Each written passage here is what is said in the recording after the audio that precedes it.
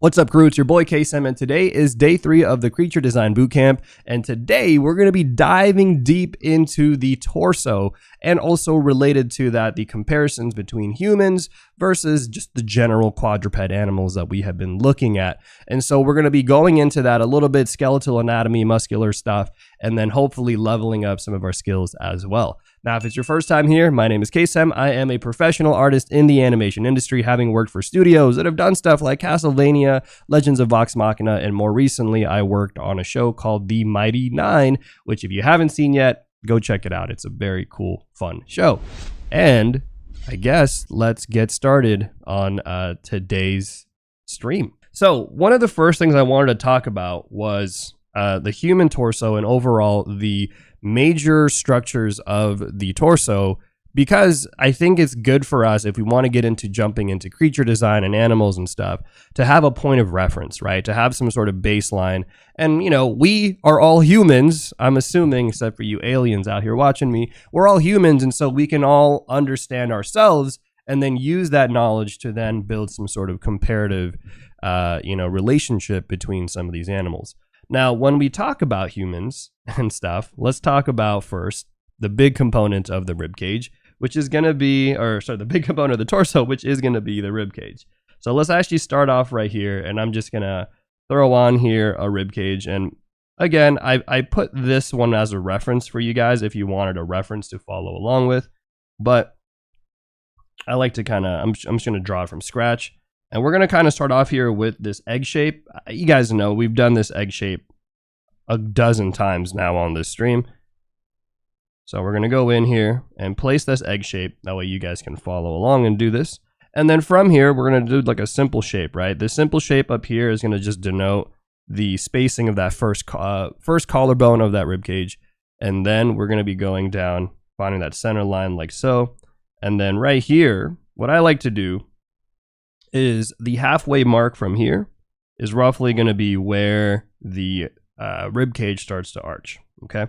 And you can see some of this if we take a look at the reference right here.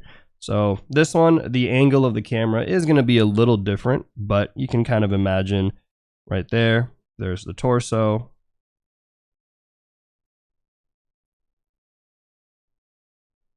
Right there, fifth rib, right?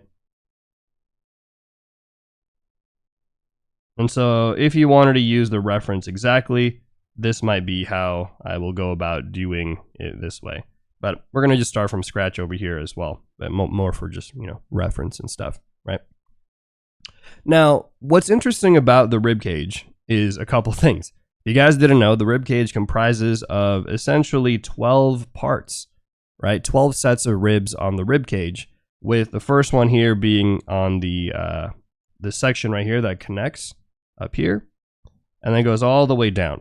Now you can imagine there's a lot of ribs on there. Probably don't have to remember all of them personally unless you're trying to create like a specific skeletal type of character. So instead, let's talk about some of the major components of the rib cage. That will be something that we can keep in mind in the long term. And the major components are going to be one, starting off here with something known as the sternum. Now the sternum is going to be important, guys, because check this out. Rib cages are not the same across animals, okay? What do I mean by that? Well, I mean some animals, like let's say horses, they don't have 12 sets of ribs. Matter of fact, they actually have 18 sets of ribs. So they've got a little bit of a different structure, right? And so even though we're going to be diving deep into, the ribs and all that stuff today, it's going to be more of a generalization, because at the end of the day, that's going to be what's most important to us as artists, right? We're not here to necessarily be veterinarians, so maybe some of you might be. So it's going to be a bit more of how do we simplify these components and then retain that piece of information or how we're actually creating. So the first step right here is going to be the sternum, right? Now that sternum, as you guys can see, I placed it at about halfway. And the reason why is because it's a good indicator for the start of that first rib. And it also is going to be roughly ending at 1, 2, 3, 4, 5, give or take about the 5th, 6th rib right here, right? So imagine right here is going to be where that 5th rib lies. There's going to be a 6th rib here. I'm just going to denote like some basic curvatures, you know, just to throw it on there. So you can kind of see some of that, right? Basic shapes, easy peasy. And then from there, the other kind of major interesting landmarks, I will say, is aside from the sternum, there's going to be something known as the 10th rib, which will land roughly about like right here, okay? So this like halfway mark down is going to be where that 10th rib lies. Now, what's cool about this is if you guys check yourself, right? Touch your body, you'll find these 10th ribs, these little jutting out points right here. And we talked about this in, I believe, day 2 or day, I don't know if I have it on here. I believe it was day 2 or day 1 of the boot camp. We did talk about some of the landmarks and how to utilize those things. But it's good to kind of see it now and label it as being the 10th ribs right here. So let me just write that down. Now, the remaining 2 sets of ribs are actually floating.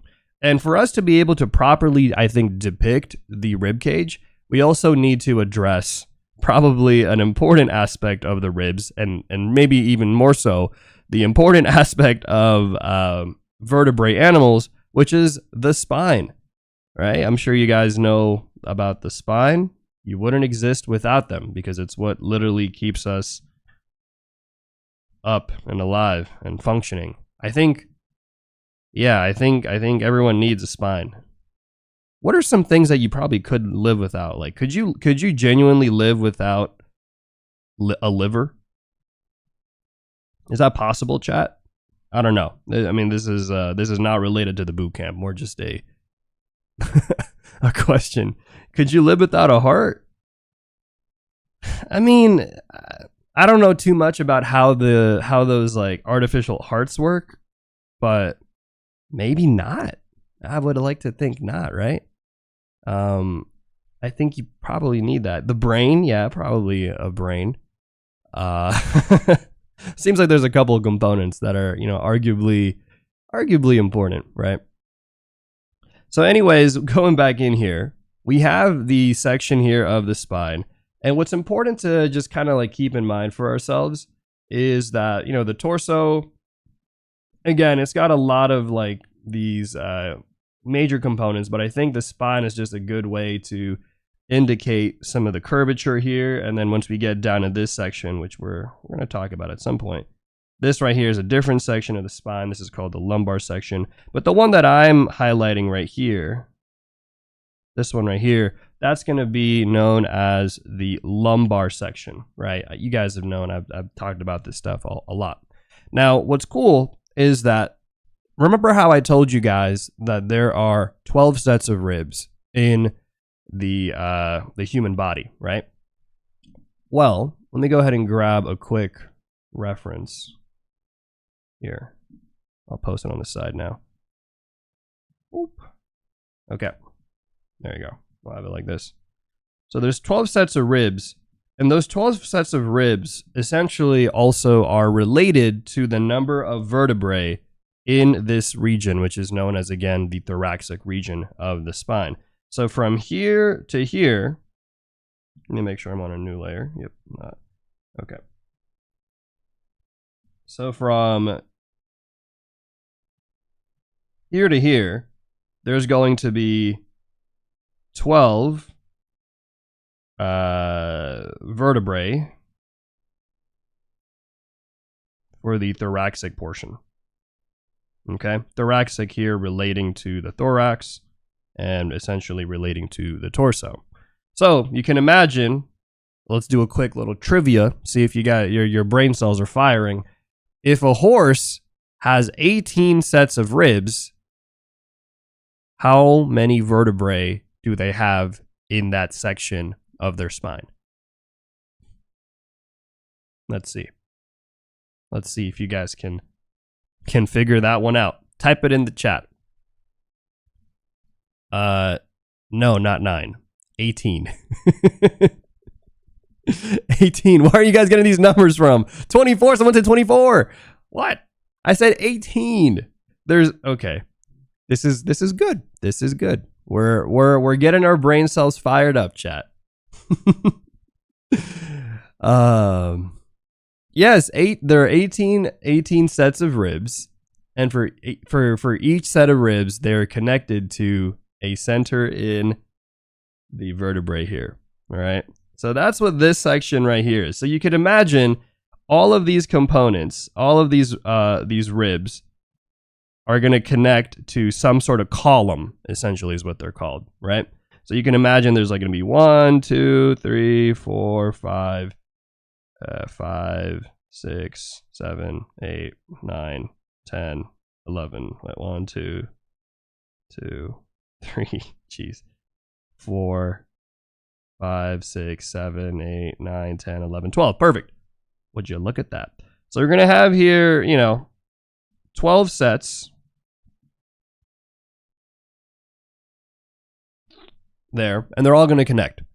Now, don't worry, because again, you're not going to have to remember this too much unless you're making it specific. Like, I don't know, like think if you're trying to do like some Attack on Titan, right? Season finale, and you're going to throw in there some spooky version of I don't want to spoil it, but you want to do a little skeletal creature. Okay, this is maybe going to be very specific to you. But otherwise, you can imagine these ribs to kind of just connect like this. There's going to be a couple going this way. And so the last 2 sets of ribs over here, I'll write this down. 11 and 12 are floating ribs. Sick. Okay. Now, let's go ahead and just breeze through, I think. We'll speed run through all of this. But as we start to build out this structure of the rib cage, and we have all of these components of the ribs going in here, right? So imagine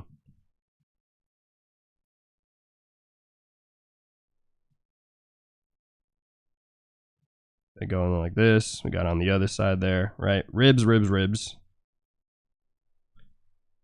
What's going to be important, aside from the spine and the sternum, and also the overall set of the rib cage, which I think is maybe going to be the 3 major components there, is also going to be the clavicle.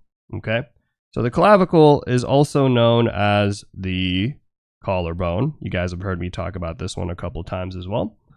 But now we're gonna we're gonna appropriately set it out here and label it. Oops, hold on, go here.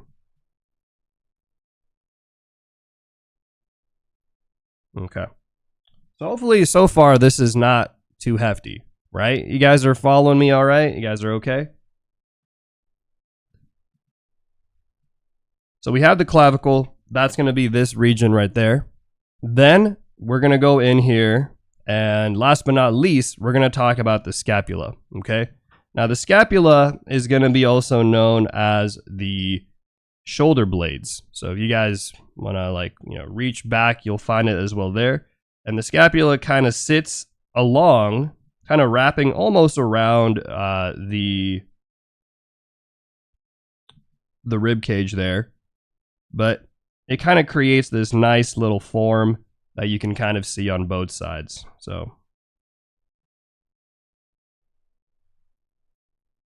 there you go. We have here scapula, we have here the sternum, and then we have the clavicle. And we'll break these down a little bit more. And then from back view, I'll draw this in back view so you guys can see.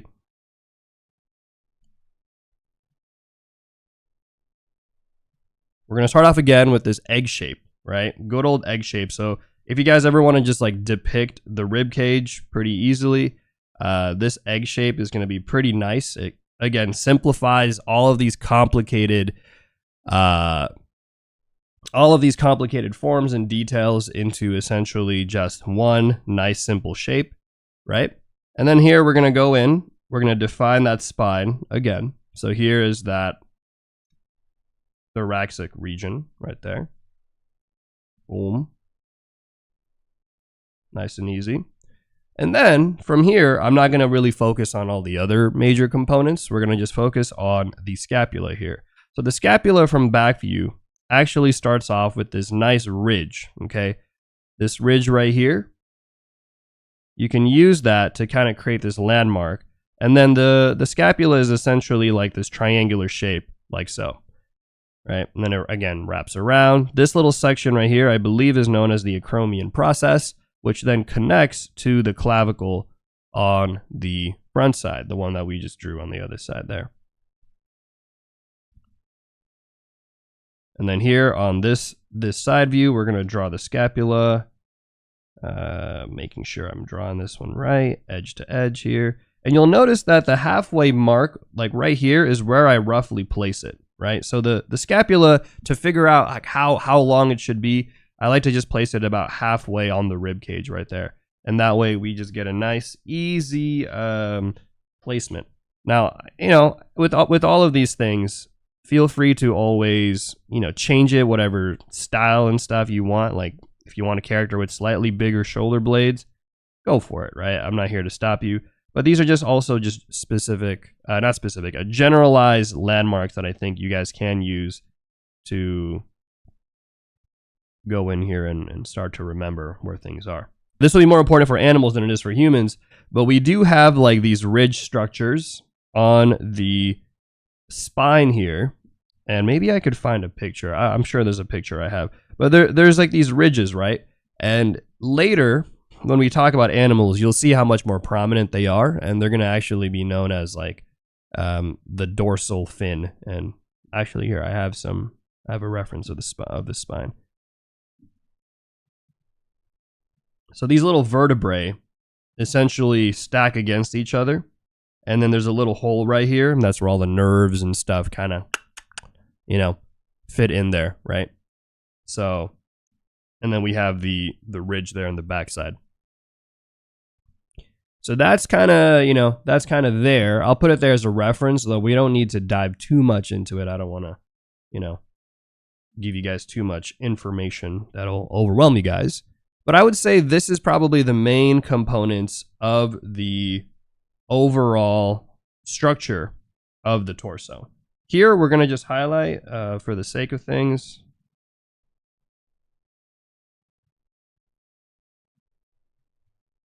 this right here, you guys may know it, is the lumbar region, right? So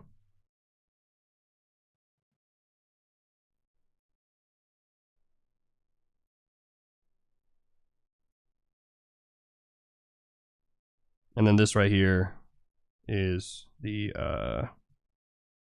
pelvis, or the sacrum, essentially.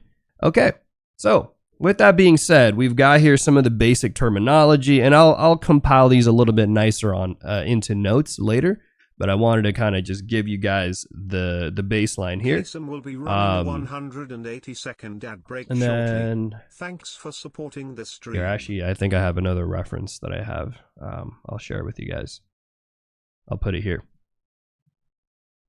So one more thing I'm going to talk about, right? One more thing is going to be essentially right here.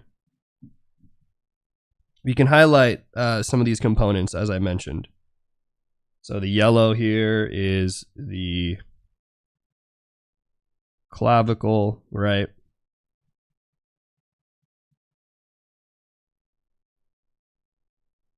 You can ignore the arm. The arm is irrelevant here for today's stream. I'll keep it so that way you know how the arm is inserting, but you don't need to know it today. That's not the focus. Scapula, right? Now on back view. Clavicle. Scapula. Now, the reason why I had this reference, scapula, the reason why I had this reference right here is that I also wanted to highlight this section, which is known as the cervical, right? So, cervical portion of the spine, which you can see here, I didn't include. So the cervical portion of the spine, which, one second. Let me just delete this. There you go. This is going to be 7. vertebrae, right? 1, 2, 3, 4, 5, 6, 7. The top one's going to be known as the atlas bone, but we'll have a dedicated day. Oh, it's the ad break. Let me put this away. Cool. So we're back. We're back in here on the ad breaks. Let's go in.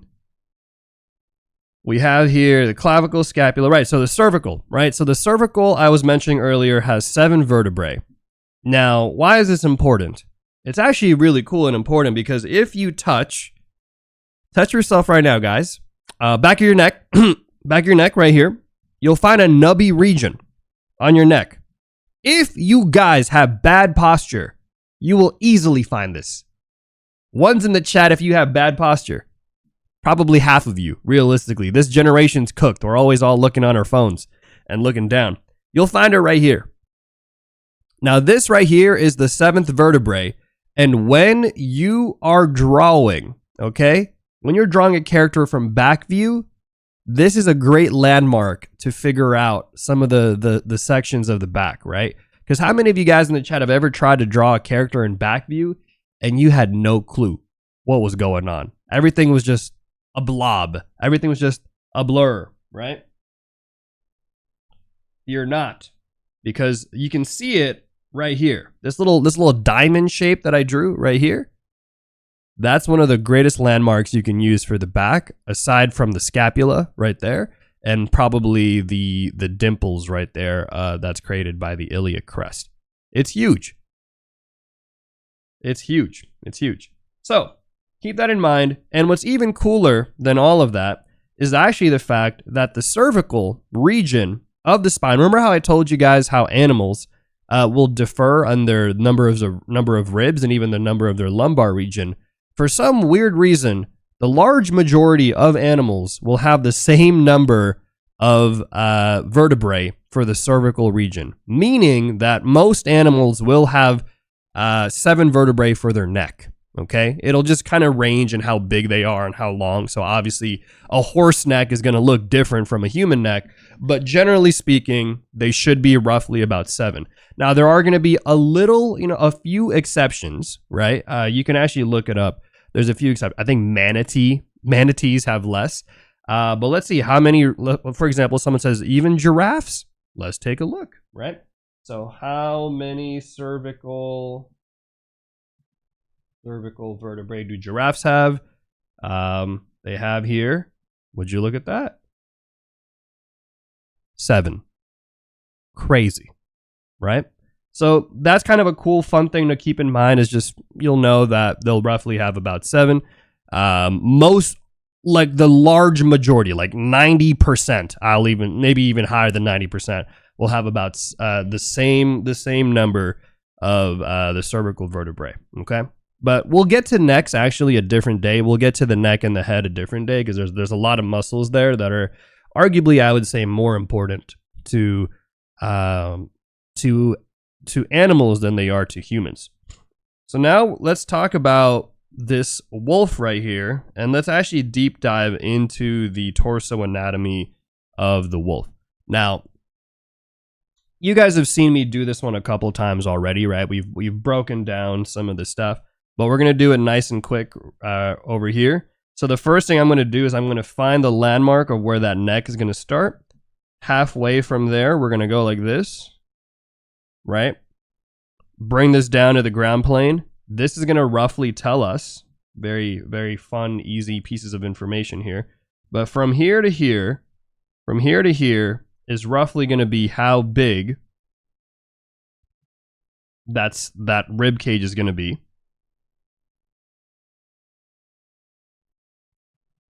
And there's a lot of like fluff here, so keep that in mind.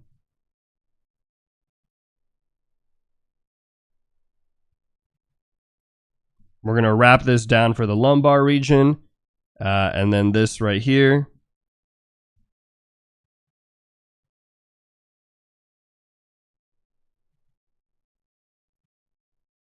Will be probably the pelvis, right? So this is, if you guys are wondering how I did all this crazy math, check out day 2 of of the boot camp where I cover some of the simplified landmarks of the animal and how you can use relative proportions to be able to essentially figure out where things are. Because once you have this, it's so easy to just go in here and be like, okay, cool. Shoulder blades, boom, boom, boom.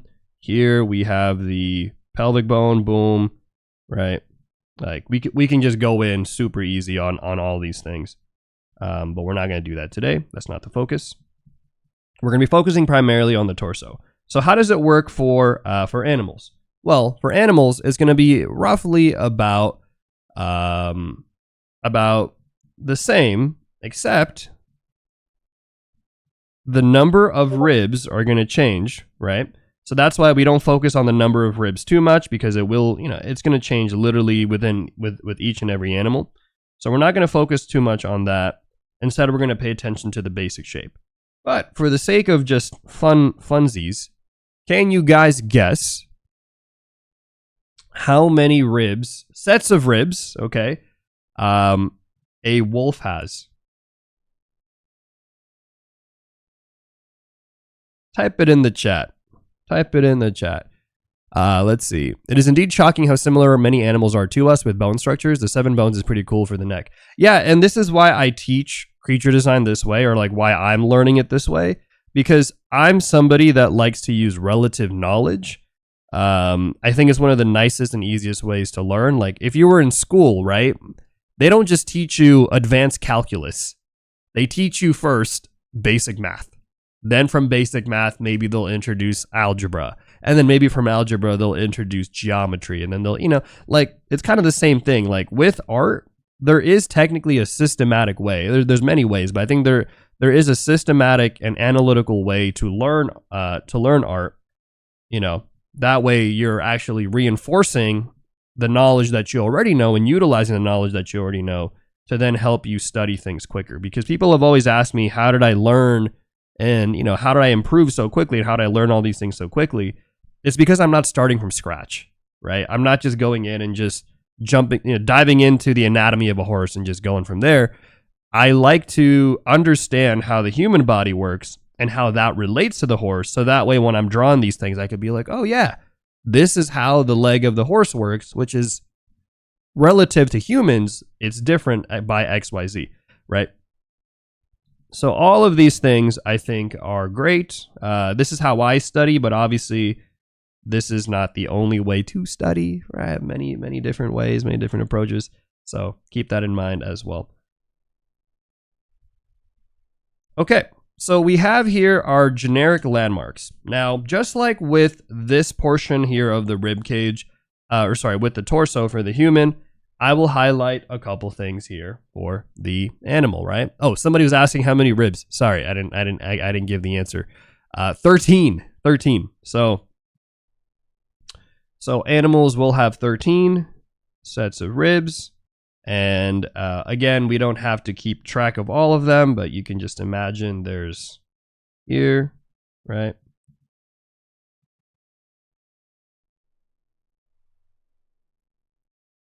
They kind of go all the way across. Boom, boom, boom. Oh, somebody earlier too asked, why do humans have a bow tie? Why do humans have a tie right here? That's called the sternum, and we're going to get to that. We'll probably get to that right after this, actually.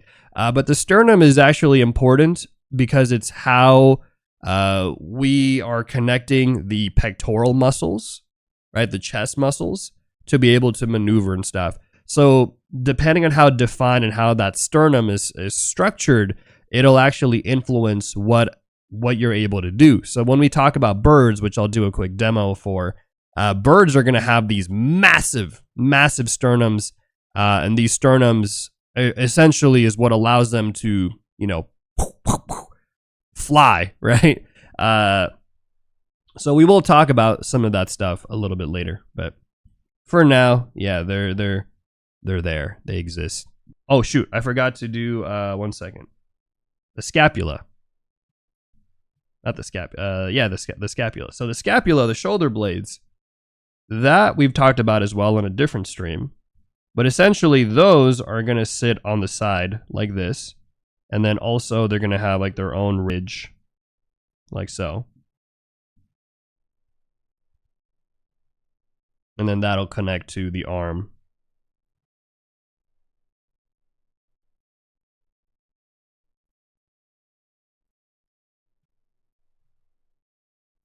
Okay. So let me do, because things are getting hairy out here. Okay, we'll do it like that. So this right here is the rib cage. This right here is going to be the scapula, right? The thing that I talked about, scapula. Then we have here this region right here. So the rib cage section, that's going to be the thoracic portion of the spine, right? So thoracic, spine. And then we have here the lumbar region, which is this one right here. That's the lumbar region, okay? So you'll see that a lot of them are similar, right? A lot of them are similar. We have a rib cage, we have a scapula, we have the spine. Now, what are some of the differences between them? Well, let me explain. So first and foremost, you'll notice that for the spine here of the animal, I curved it like this. And the reason why is because humans are bipedal creatures, meaning we have to support ourselves standing upright. And so we have a very distinct S-curve that you can see like this that helps us counterbalance ourselves in a standing position. Quadrupeds, these kind of animals, don't have that actually. So they will curve like this, right? So their lumbar and their essentially rib cage, the thoracic portion, is going to curve like a nice kind of C curve, whereas the animal or the humans will have a S curve. Does that make sense? One's in the chat if that makes sense. Two's in the chat if that doesn't make sense. I can kind of maybe go deeper into it. Ones, okay, cool. Great. Now you might be saying, well, Kasem, that's kind of weird though, because what about this? Because isn't this like the wolf neck and stuff?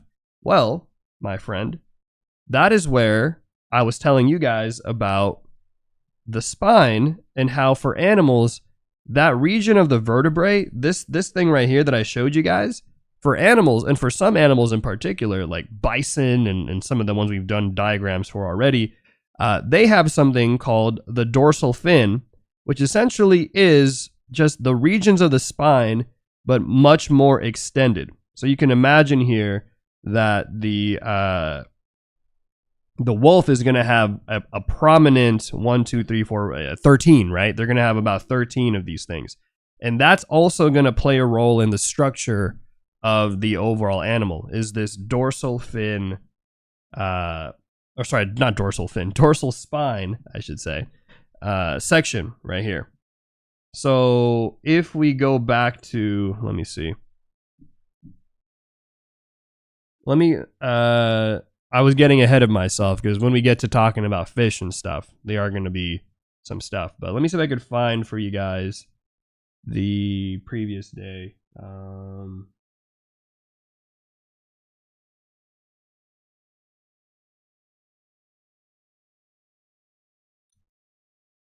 Yeah, on the previous day, I highlighted essentially that ridge on the bison, right? So, yeah. Wait, dogs or fish? Well, not necessarily, but dogs, fish, humans, amphibians, we're all categorized under vertebrae, meaning we all have a spine, and we all grow from the spine such that we have similarities. Right? This is why we talk about these things now, guys. It's important to talk about it now because when we get into something that's a bit more abstract, like a fish, it's going to make sense because we're going to be like, oh shit, hold on. They're actually related. Everything's all related in this thing. This is why I'm teaching it this way. So no, dogs are not fishes. They're their own subclass. But we all stem from the same structures. And so that is going to help us from an artistic perspective to be able to depict these things a lot easier, right? So anyways, we got here the dorsal, scapula, thoracic. Now there's one thing I missed, right, which is the clavicle. And you're like, Kasem, what about the clavicle? Well, here's where things get even more fun. Some animals don't even have collarbones. Some animals will have them, but they're like vestigial, so they're not really, serving a major purpose. But humans have a very defined collarbone because of, again, the way that we're structured. Like humans, primates, the way that we're able to lift our arms and do stuff as bipedal creatures, having that collarbone creates additional structure and support while also giving us the ability and mobility to raise our arms and stuff with the pectorals.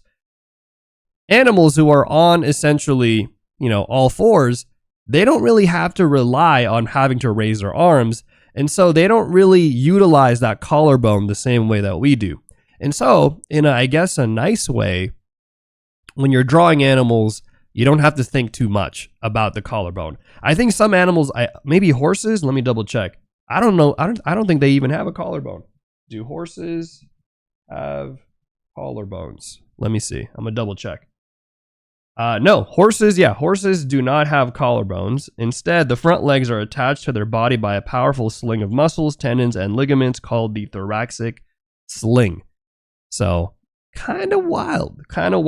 But again, this is why it's cool to see these things, and then we ask ourselves, why is that the case? Well, it's because they don't need to have their chest muscles be as prominent, and on top of that, removing the collarbone allows them to have a much more wider range of mobility. So they remove the collarbone, and then in return they get speed, right? So they get the trade-off there for collarbone, more speed, OP. Okay, so now we've covered for the torso here, essentially rib cage, scapula, thoracic spine, the lumbar region, the dorsal spine, and the rib cage. We have here our comparisons. So let's go in, and I will do my best here. We're gonna see how this goes. We're gonna go in now, and I'm gonna try to draw the differences between these two, right? So now we have this. It's like, cool, we have these diagrams, but let's make sure that we are applying these said diagrams into things. And then from there, we'll get into the muscles, because muscles will be important as well. Muscles will be important.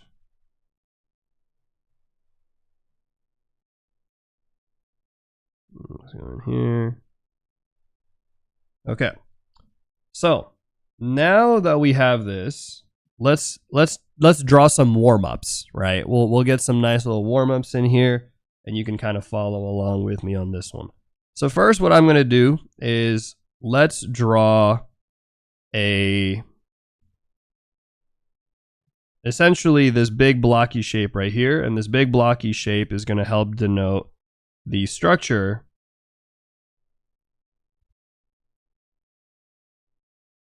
we're going to draw like that horse rib cage, right?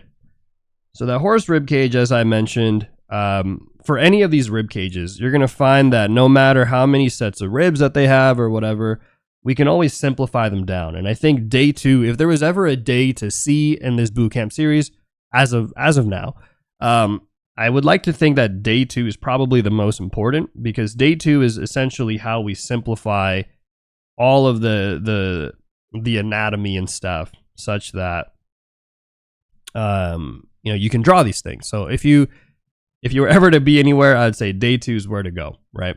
Now, why is it important to learn anatomy? I think it's not necessarily, again, so that way we're trying to be vets or doctors, but it's more so that we have an understanding of how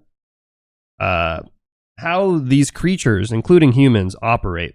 And in doing that, we can then have a better understanding of how we can depict them, how we can then animate them if you want to animate them, how we can change them, right? If you want to create your own creatures, now it's super easy to do so because you understand how they're structured.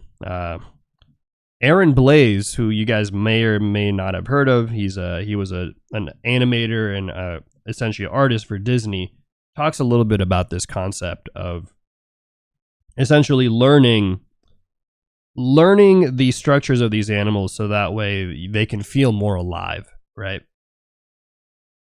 So here's what I'm going to do. For this one, I'm going to go in here and I'm going to build out the structure of essentially the rib cage of this horse.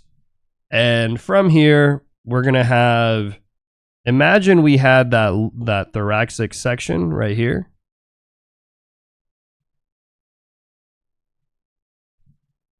I don't know if I should draw the horse head, but we'll see. Maybe not. Maybe we're okay with just the head. So we're going to draw here just like this region, right? So the same thing that we have, but now we're going to do it in side view. And we're going to slowly build our things up from here. So again, unlike the human, horses don't have collarbones, so we're going to just like jump right in and essentially connect that rib. And as I mentioned, that first rib is going to connect to the sternum. So we have like this, and then we're going to have it on this side as well too. But yeah, there's a lot of like good resources, I think, across the internet. So, do find them and stuff. I try to, for me, whenever I teach stuff out here, just for reference for you guys who are wondering, the way that I usually grab these like information is I try to keep it as free as possible. So that way for anybody else who is trying to learn it themselves, they don't have to pay for like a, $1,000 class or something to be able to learn. I try to learn these things through just searching on the internet and again, referential knowledge, though it can get a little tricky, ain't gonna lie. As I mentioned, I think on my Wednesday stream, I was on like a vet website for a good like 30 minutes just reading up about different anatomical structures. The 180-second ad break shortly. Thanks for supporting the stream. So sometimes you got to do stuff like that, I'm on the vet sites. I'm learning about animal structures and stuff from those things, and then retranslating them into, retranslating that into the artistic information that we actually need. Because again, we don't need everything, I think, to just be able to draw these things out. We can get away, I would say, probably with most of the landmarks and stuff. There's a hand-drawn short film thing about polar bears on the Reddit. Yeah, that's probably Aaron Blaze's thing. Now we all good. Exactly. Yeah, we don't need all of those things. We don't need essentially all those things.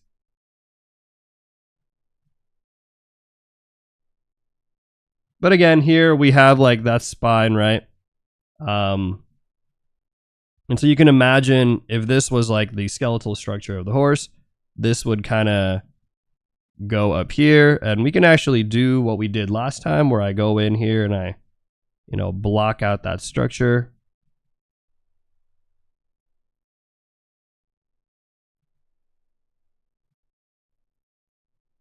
I'm just going to go in here and just throw on a big triangle shape.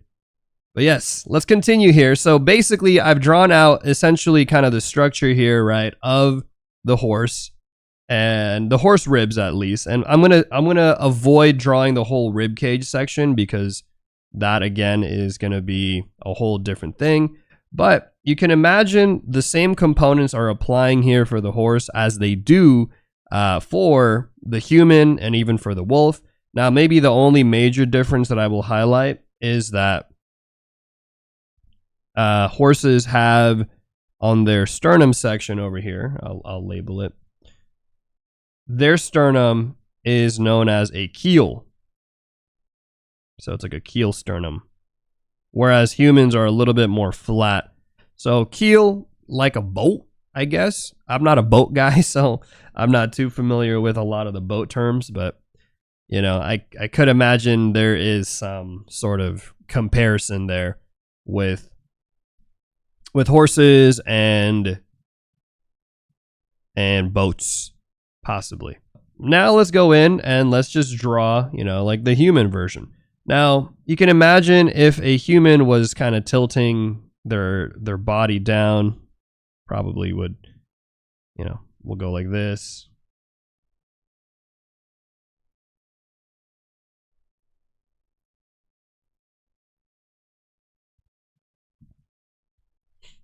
And then we have, again, the sternum, right? We have here that section.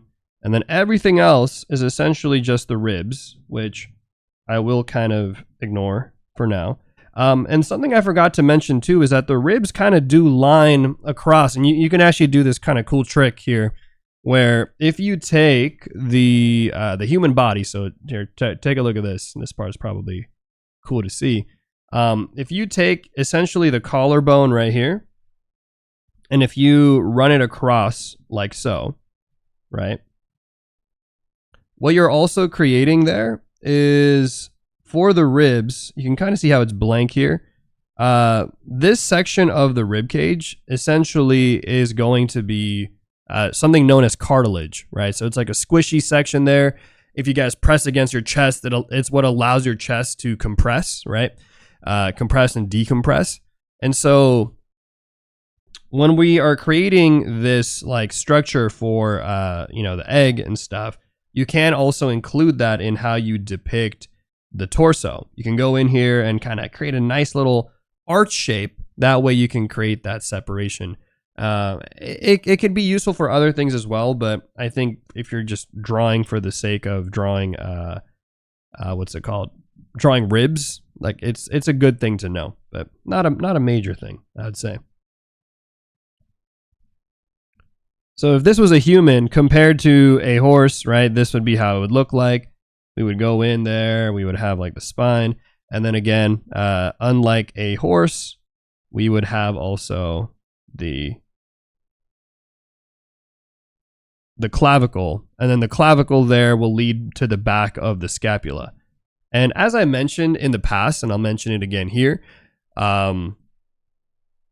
another major difference between humans and some of these quadrupedal animals, other than maybe primates, is that these animals are going to have their shoulder blades, their scapulas, on the side of their bodies, right? Because that is going to allow them to support walking on all fours a lot easier.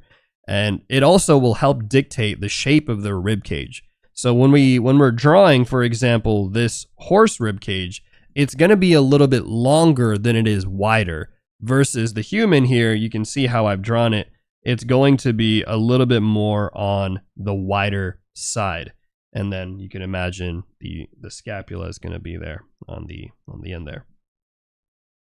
Okay, and then last but not least, I've never done this one yet, so bear with me.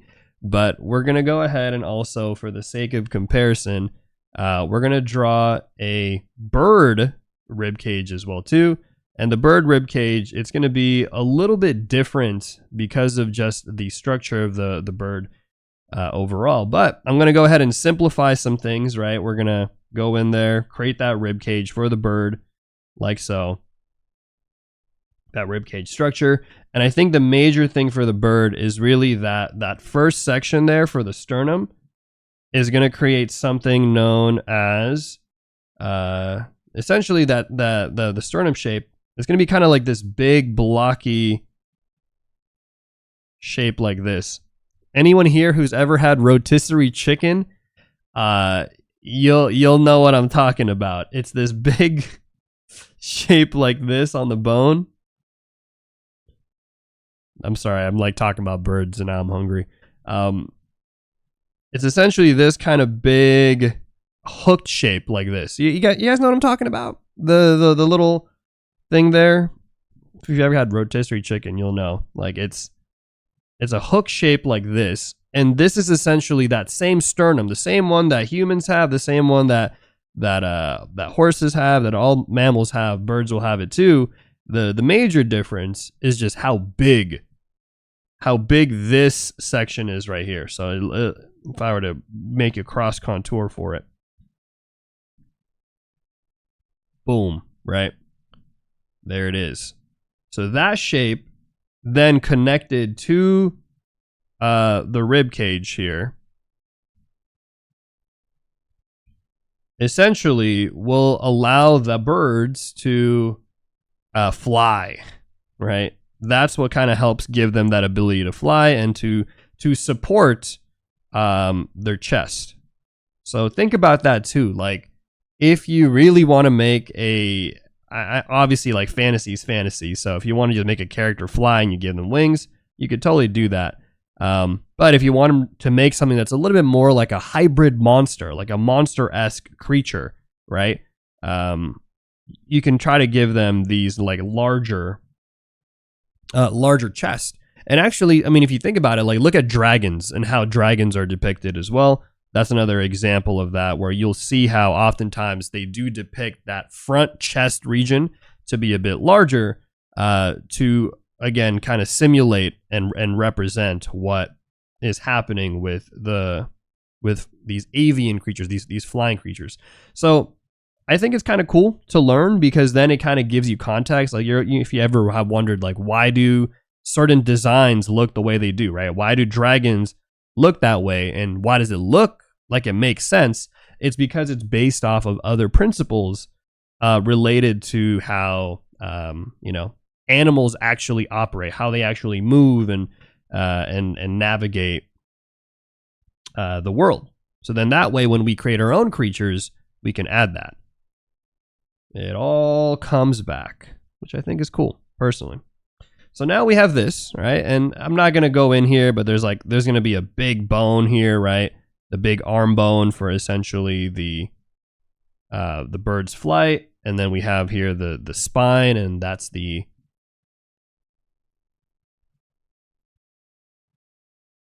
spine there is going to lead up to creating the neck portion of the bird. And, birds like horses and all these things are going to have different shapes for their neck regions, which we will get into a different day. And you can kind of see how, like, as you're looking at these, it's so weird. Like, humans are just kind of, I mean, maybe I'm being biased because I'm human. I'm like, yeah, humans are, cool. Humans are different. But we do, like, there's a lot of weird things about humans. Even if you just study just like the structure of these things, like, we just are kind of built a little weird compared to some of these other animals. But I guess all animals are a little unique. Ain't gonna lie.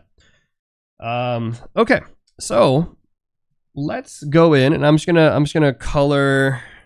Should I color this? I'll color the bird one especially because I think it's a little obscure. So here, let's do it like this. Right. So all of this is to say, from the skeletal anatomy alone on the torso, there's a lot of variation that you can get, right?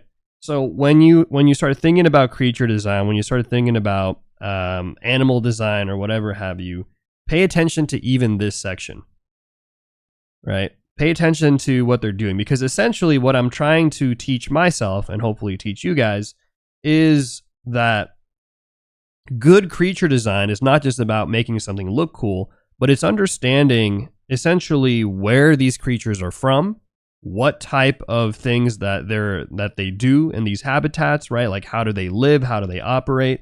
It's the same principles that I follow whenever I'm trying to do a character design for a studio project or something.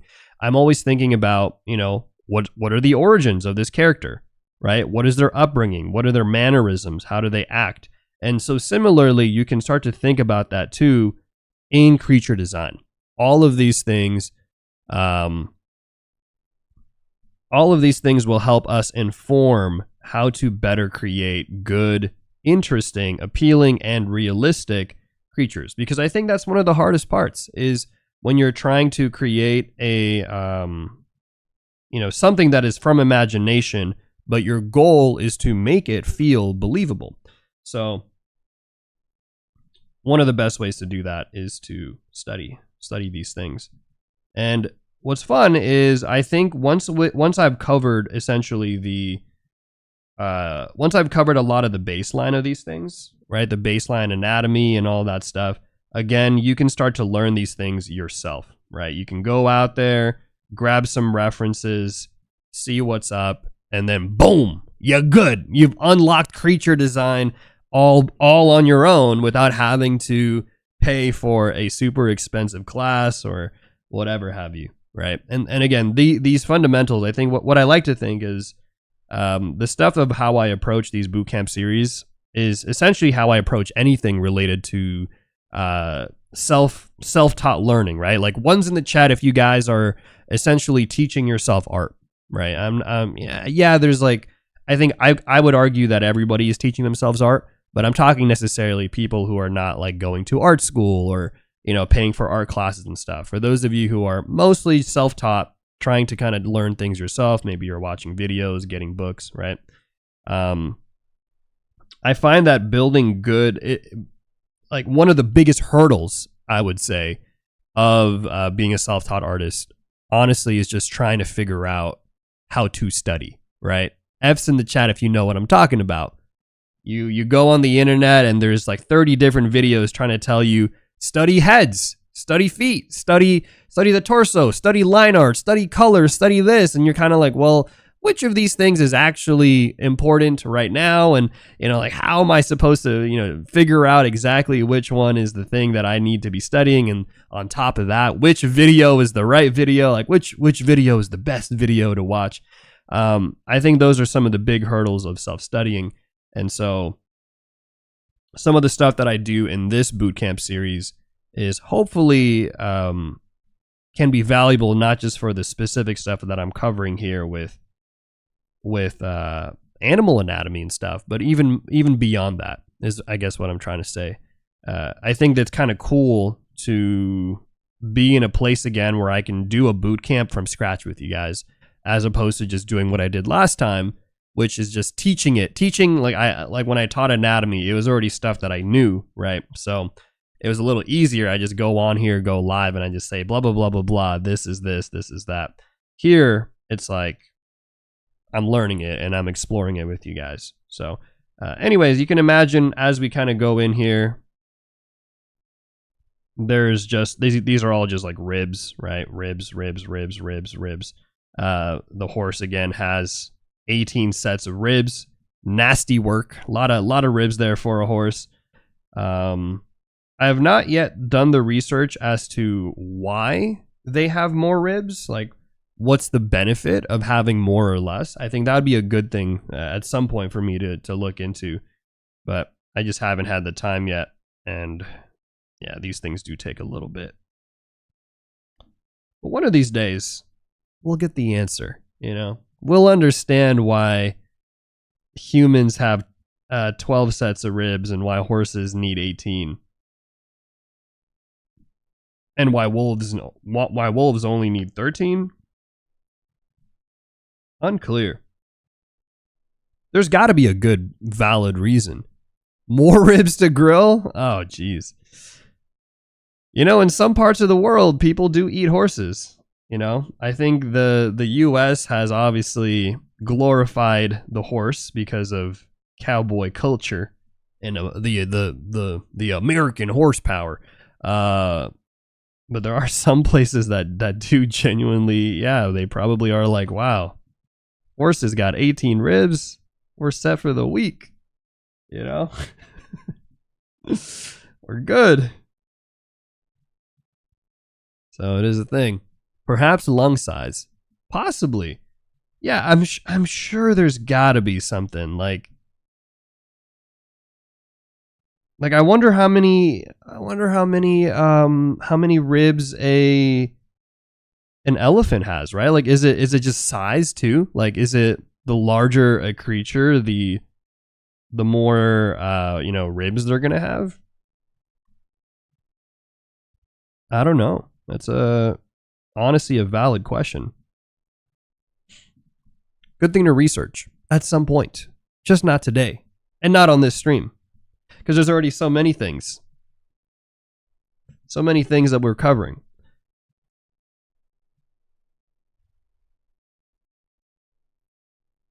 I also like this color of yellow. This color of yellow feels nice. Feels very bone-like. Look at whales. Okay, here's my theory. I think whales have less. I think they have just actually I don't know. I want to look it up now. How many ribs do whales have? Ooh, some way whales species will vary, but some will have 11 to 19 pairs. That's kind of crazy. So it's not actually that much different. The blue whale has 15 pairs of ribs, while some smaller whales will have some. So that even within species, different species of whales, they'll have different sets of ribs. Huh. If somebody wants to look it up, let me know. I mean, I'm curious because we would have thought like whales being as massive as they are, maybe they'd have like 20 sets of ribs, like 20, 30, but they have 15. So maybe it's like a proportion thing as well. Like for just as much as it is a size thing, maybe it's also relative proportions of where things are and how they need to operate. So it's kind of cool, kind of interesting. Here I like to add a little bit of color to my diagrams. I don't know. I think they look nice. I know that they take up a little bit of time, but if you're going to take your time to study, might as well have fun with it, right? Might as well make it look pretty. That's what I like to think. Makes it look nice to look at. Okay, all right. So we've covered most of the skeletal stuff for humans and animals when it comes to the torso. Let's do a quick vibe check because we're gonna jump into muscles, guys. But before then, how is everybody feeling? How is everyone's brain cells? Is your brain braining? You good? You guys okay? Do you have any bones at home? I don't. That'd be kind of cool if I just had a skeleton in my room or something. You missed the class? Can you start over? Yeah, of course. Yeah, guys. Let me actually delete everything and then let me just restart. Yeah. Okay. Well, now guys, we're gonna get into the hefty stuff. All right. So what's the hefty stuff? Well, let me first get the right layer for it. I think it's this one. I'm gonna merge this. So now what we're gonna do is I'm gonna take this skeletal anatomy, and what I'm gonna do is I'm gonna now lower the opacity because we're gonna be jumping into essentially the muscular anatomy, right? Now, a lot of you, this is the stuff that people care about. Mostly when people make YouTube videos and tutorials and stuff, this is the stuff, right? The muscular anatomy is what gets people going, gets people riled up. So we're gonna talk a little bit about it, and I'm gonna change some of the skeletal anatomy here, right? But I'm gonna go in here. We're gonna take this clavicle shape, and I'm gonna actually raise it.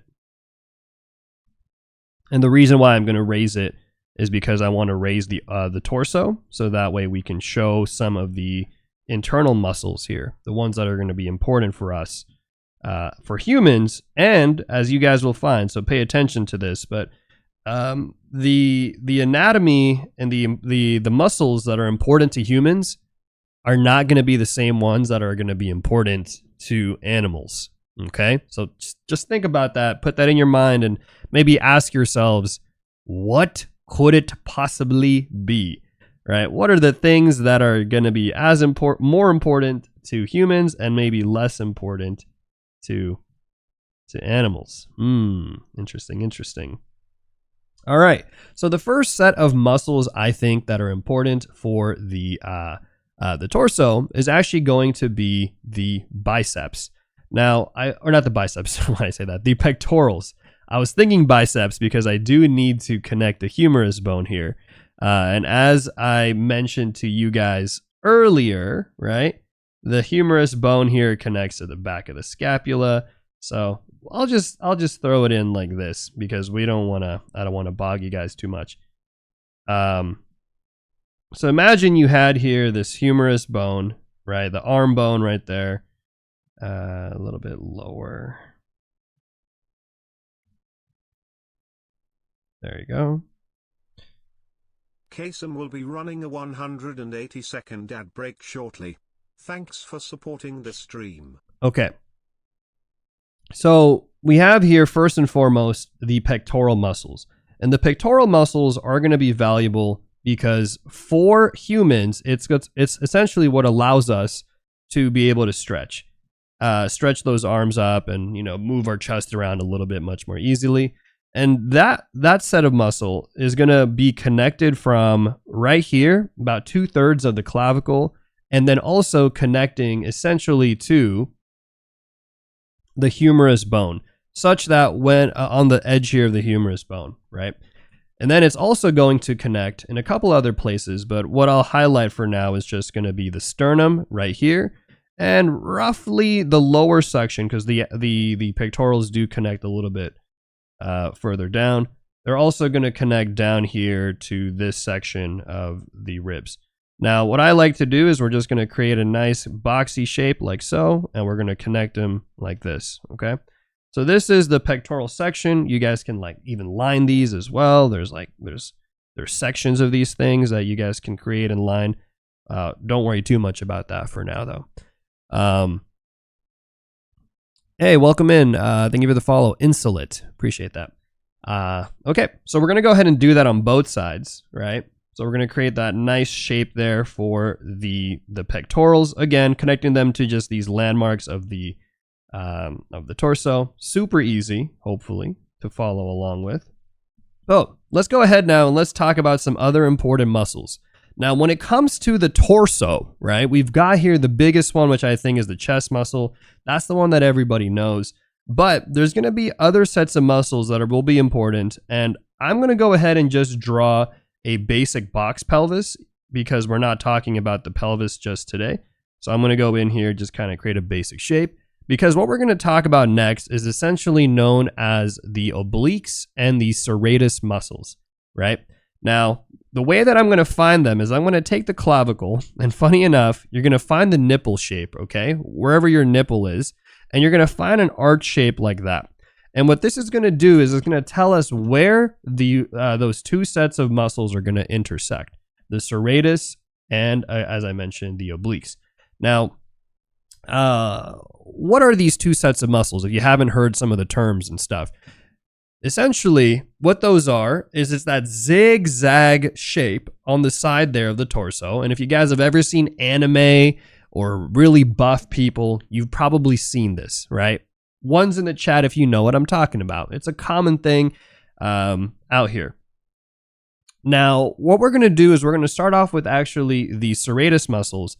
And what's interesting about these serratus muscles, guys, is that they're actually going to originate on the back of the scapula right here. So the one that we were talking about earlier. And they're going to wrap around. They're going to wrap around this form and kind of create this fan-like shape, okay?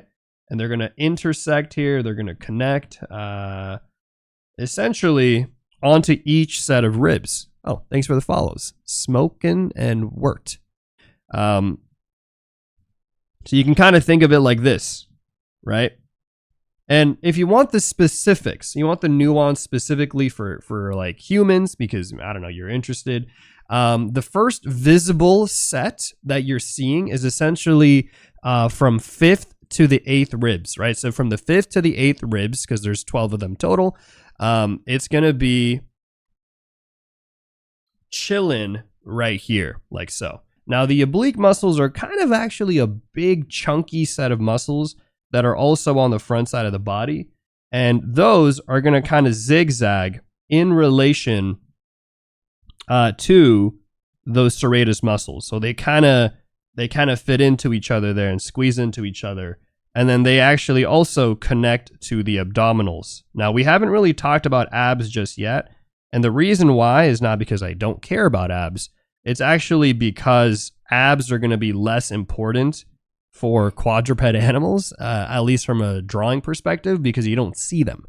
You just don't see the abs as much for some of these quadrupeds, right? Unless maybe a horse is standing or something. But these oblique muscles are going to kind of wrap and essentially create this zigzag pattern. And then this lower section right here is going to be known as the flank section of the obliques. Okay? So this is kind of that standard zigzaggy pattern that you probably have seen, right? I'm sure a lot of you have seen this. And then, of course, we have the abs again, as I've mentioned, right? So we can do the same thing on the other side, like so. Boom, boom, boom. Like that. Right, and then we create the flank portion there of the obliques. Okay. Hopefully you guys are following so far, right? You guys are chilling. You guys are good. So anyways, we have here the abs, right? And we're not going to talk too much about abs because it's going to be mostly for creature design stuff. But now, when we go back here, let's talk about the infamous section that I think a lot of people struggle with, which is drawing the armpit section. F's in the chat if you've ever tried to draw a character raising their arms and you were just like, yo, what the hell is going on? Oh my God, bro, my brain's cooked. Well, don't worry. Don't worry, because on this stream, you're going to stay cooked because we're not going to actually talk too much about it, but I will talk a little bit about it, okay? Now, there's going to be a section right here, and this section right here is known as the lats, okay? The lat muscles essentially originate from the backside there, and they're going to kind of connect over here to the front side of the humerus bone, which, again, we are not drawing. Because to properly be able to draw that armpit section, we do need to essentially talk about the arm muscles, which we're not going to do today. We're going to save that for another stream. But this is going to be a major section of that, right? And it's a combination of the lats and also another set of muscles known as the teres major, okay? So don't worry too much. Again, we're not going to cover all those things, but I did want to highlight it for you guys so that way you could see exactly what I'm talking about here. As we extend the spine to include the cervical portion, because we kind of need to be able to properly talk about what's it called? Not the lat muscles, but the trapezius muscles. We're going to essentially have a set of muscles that are going to connect over to the front side of the clavicle and over on the back side of the spine there. And that set of muscles is known as the trapezius, okay? But now we're going to get into animals. Yippee! Yippee! Animals. All right, so when it comes to animals, what exactly is going to be of importance, right? Maybe they're going to be similar, but I think there's going to be some subtle changes. So let's go ahead and I will go and draw it here. So let's start off with that basic shape that we've been using for majority of these things. And actually, you know what? Maybe we don't. Maybe we do the other technique, the one that I showed you guys last time. There's a technique I showed you guys last time where you can break the forms into essentially 5, I guess 6 if you count the tail, but roughly about 5 major shapes. Those major shapes are going to create the structure overall of, the structure overall of drawing an animal. So we'll have here, for example, the neck.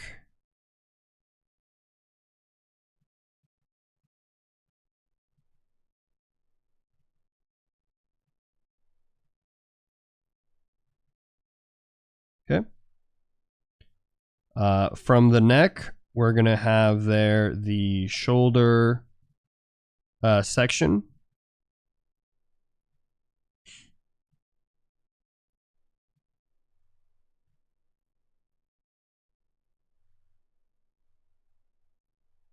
From that section there, let's draw like we can do like a cow, I guess.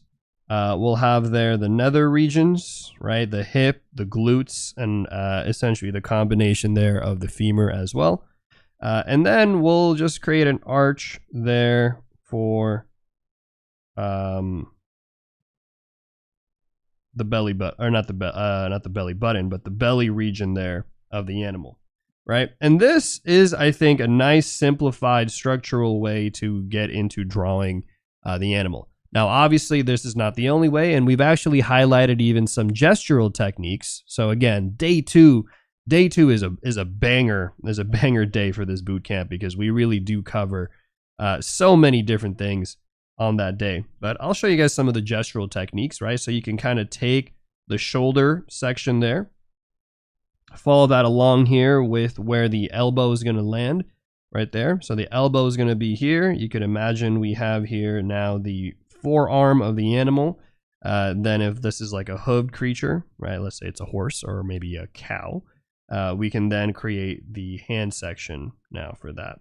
And we can easily, let me just raise it up. We can easily kind of create a gesture for that and even do that on the other side too. So it's super nice and easy to just go in here like that. On the back side here, we're going to take the shape of the pelvis, right? So the pelvis bone right there, it's going to be angled this way, nice and curved. We can do it on that side too. Then we'll take here the femur. Then we'll line up where the knee, so the knee and the elbow should be roughly in the same position. Obviously we're in perspective, so it's going to be a little different. But then we're going to take the hind legs right there, and then we're going to create that shape. Boom, boom, boom. Look at that. Easy peasy. Now we're cooking. We're drawing animals. See how easy it is, guys? Oh my gosh.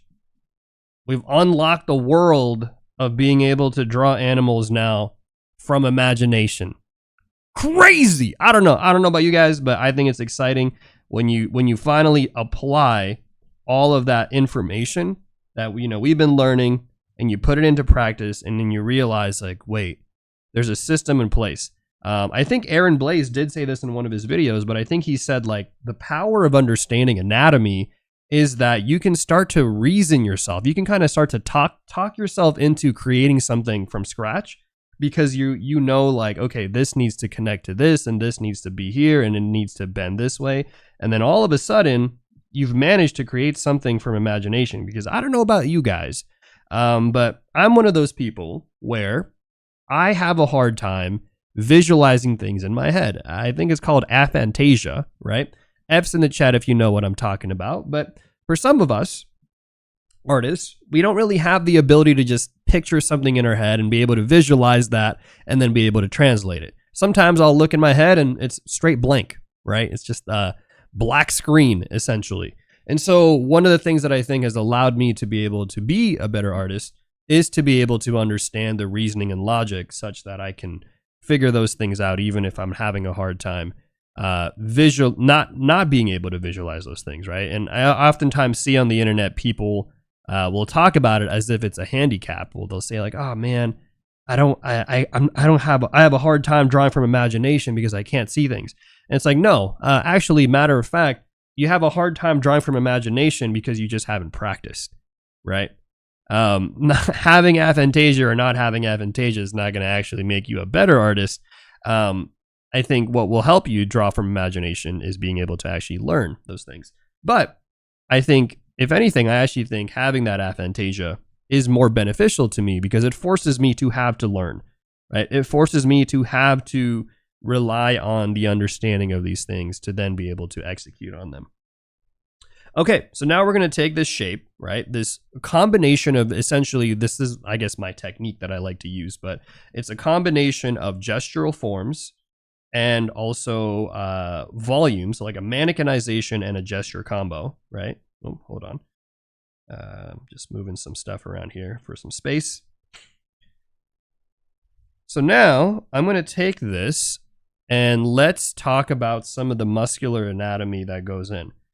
So I'm going to lower the opacity, and just like with everything else we've done so far, 180-second ad break shortly. Thanks for supporting the stream. Just like everything we've done so far, we're going to get hit with an ad break, which is fine. It's right about when we're going to start. So it'll give you guys some time to download this thing, okay? Follow along. And then here, I'm going to go in and I'm going to build out that basic structure, the one that you guys have been seeing me do all stream at this point, right? The rib cage. So again, if there's anything to take out of today's stream, like what is the most important set of bones in the torso? The rib cage. You know, that's really it. Everything else will fall behind on the wayside, but the ribs will stay. The ribs are here to stay. So we're going to go in and I'm just going to start, adding in some stuff here. for now, you can follow along, or you can just watch, I guess.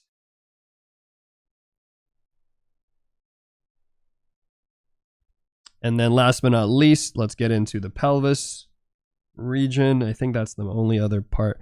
No, I need the spine. Okay.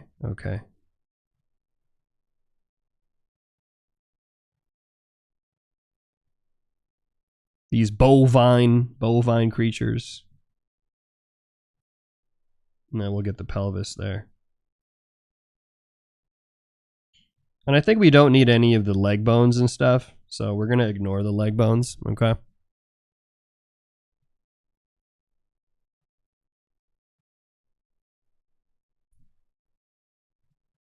And then last but not least, we'll get into the tail. So all I'm doing is I'm establishing the skeletal structure, right? The same skeletal structure that we've been drawing and doing for essentially this whole stream now.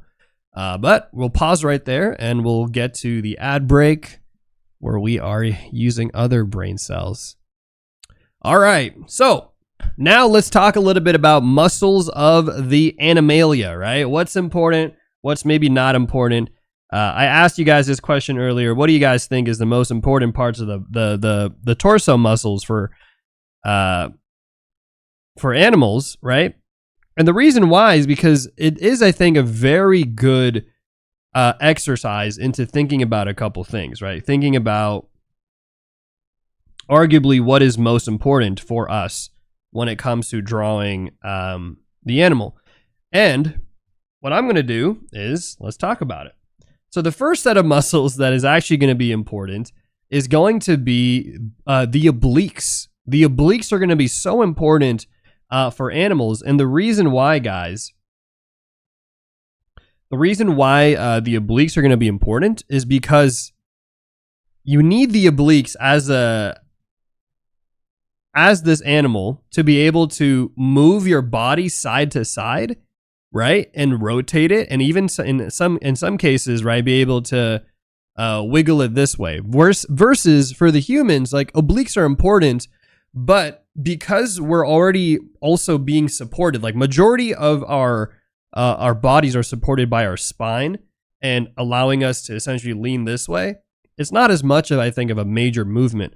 Versus for animals, it's a little hefty. There's a lot of movement there that they have to do.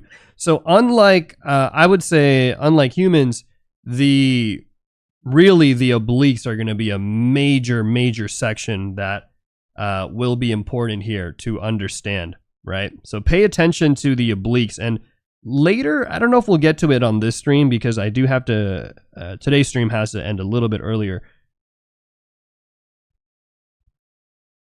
But essentially, this is going to allow such, like, all that massive volume on these creatures, whether they be a horse or a cow or whatever. This is what's going to allow them to be able to move that around. So we're going to highlight the obliques there. Okay. Nice and easy obliques.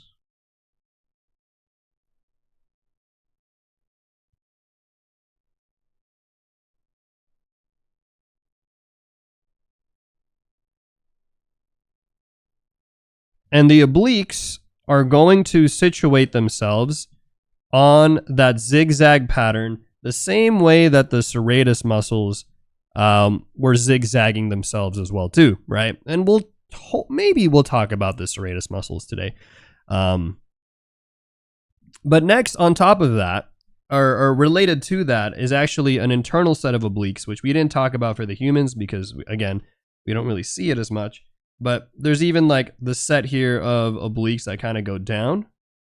And then they essentially fuse with the abdominal muscles the same way that that they do for humans, right? So I told you guys for humans that those obliques essentially fuse with the abs, right? The good old abdominal muscles.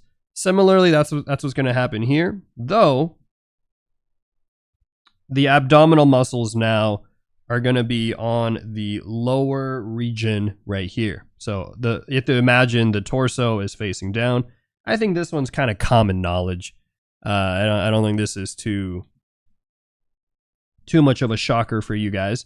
But the abdominals will be here, and also, you know, they're going to kind of go all the way down to the pelvis, right? So kind of, again, similar to humans, they are going to make their way downtown there. But as you can see, or maybe unlike as you can't see because they're underneath. Shit, I'm on the wrong layer. It's okay. We live life. The pectoral, or not the pectorals, the abdominals are going to be here. So the abdominals are going to be super important for the very same reasons that they're important for humans. They allow for crunching of the torso. And so when a creature is running, right? Imagine if a creature is running like I don't know, let's see if I have it here.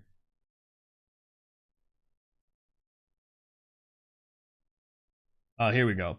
So when we have a creature that's running, like let's say a cheetah or a fast-moving kind of big cat, they're going to be kind of crunching and expanding. This alternating motion of crunching and expanding because of just, again, we're moving on all fours. And so the abdominal muscles do play a very important role in being able to crunch that pelvis back in. And then related to that on the opposite side now is the back muscle, which we didn't talk about because it's not as important for humans. Well, it's important, but it's not as important as it is for animals. And hold on. The music's distracting me, actually. I didn't think it was going to be distracting, but it's distracting me. We're going to have here a set of muscles, and this one, I think I talk about it sometimes on my streams, but honestly, I've never really spoken about it too much because these muscles are what you would call like superficial muscles. They don't really show up too much on the human, but these muscles are known as the erector spinae, okay? The erector spinae muscles, which again, we didn't talk about it for the humans, but essentially it's these muscles, these chunks of muscles that wrap around the spine and create as that oppositional force for the abdominal muscles there, right? So we have, I'll color this one in yellow.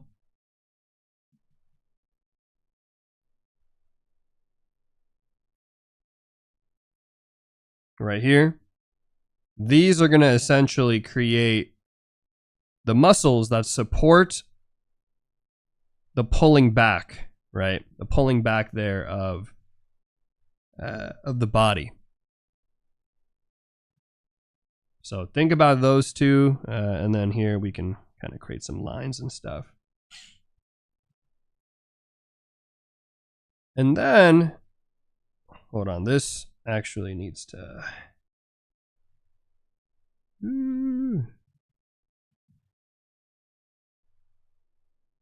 me move this up.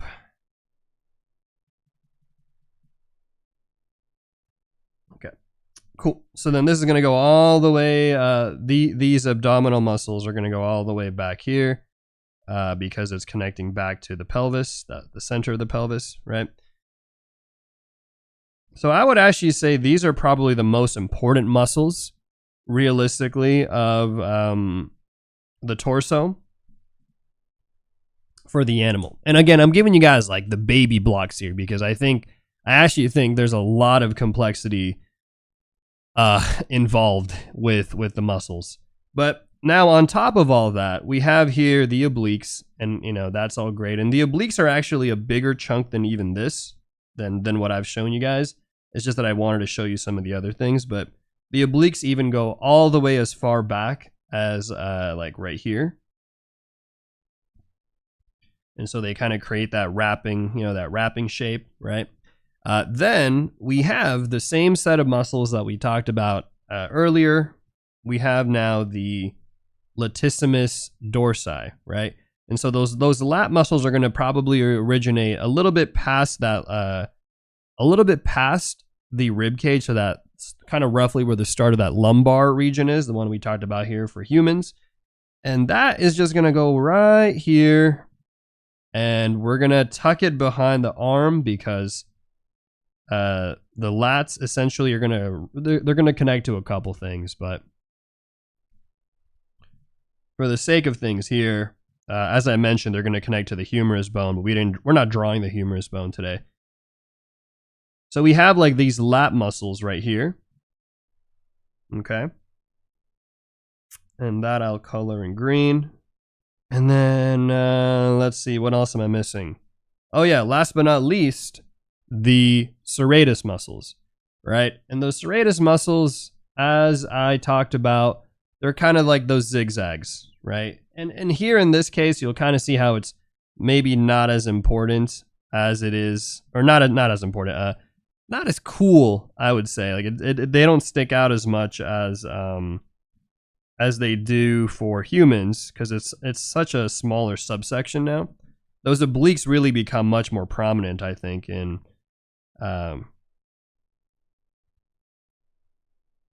animals, these quadruped animals, than they do in other places.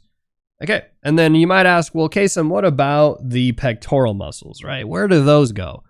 Well, the pectoral muscles, they are going to also connect to the front side there of the bone of the arm, but again, they're not as important. Like if I'm being honest, they're not as important. So you could draw them and they could fit roughly. So if this is where the shoulder blade is and this is where that upper arm is, it's essentially going to kind of just be this wrapping out section right here, like so. And that's going to be the pectoral muscles right there, which I will highlight for you guys in light blue. Okay, there you go.